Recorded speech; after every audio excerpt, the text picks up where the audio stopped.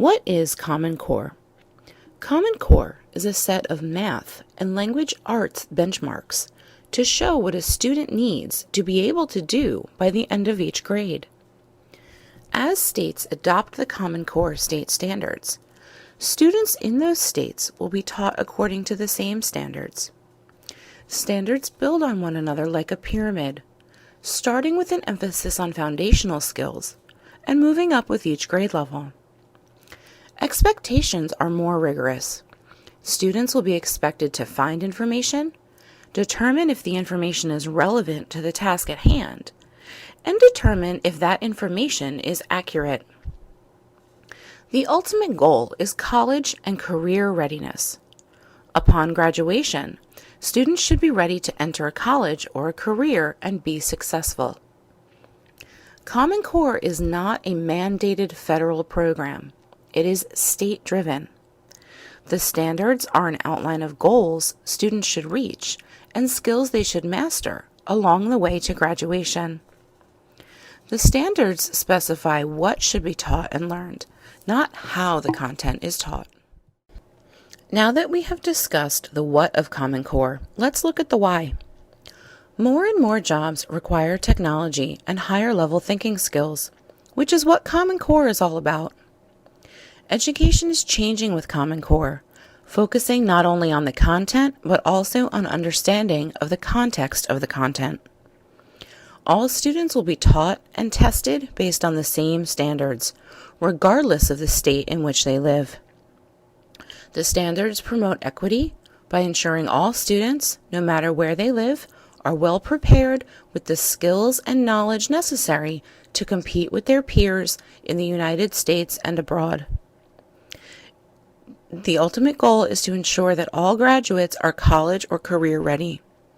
High standards that are consistent across states provide teachers, parents, and students with a set of clear expectations that are aligned to the expectations in college and careers.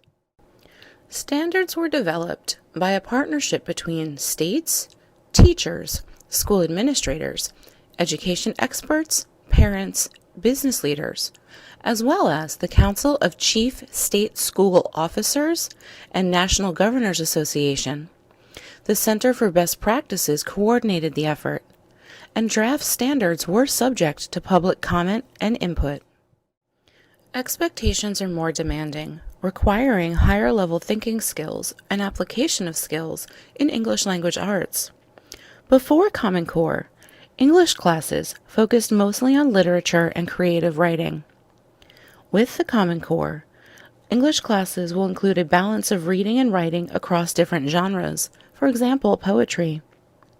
There is a greater emphasis on thinking critically about non-fiction and informational text, such as newspapers, maps, and charts. There is greater emphasis on demonstrating understanding and application of skills. For example, writing a detailed analysis and research papers, and then presenting findings to other students. Students are also asked to compare and contrast paired passages. Comparing and contrasting passages is a much higher level thinking skill and is also required for the SAT. For example, a student may read an article and then watch a video.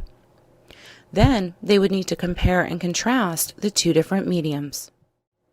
Let's look at the differences for math. Before Common Core, instruction was often procedural, focusing on computation or problem solving. With Common Core, there is a balance between the two.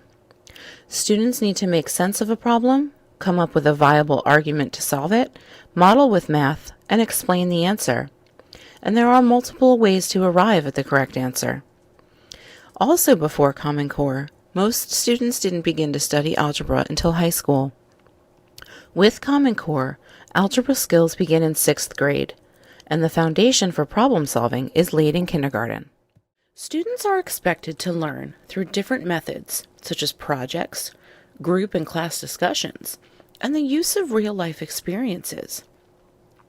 The expectations in the classroom are much greater with these new standards. Students are asked to demonstrate mastery of skills through different answering techniques. For example, critiquing the reasoning of others through group discussion. Students are asked to cite evidence in text to defend their conclusions. There is also an increased emphasis on technology, writing, and higher-level critical thinking skills.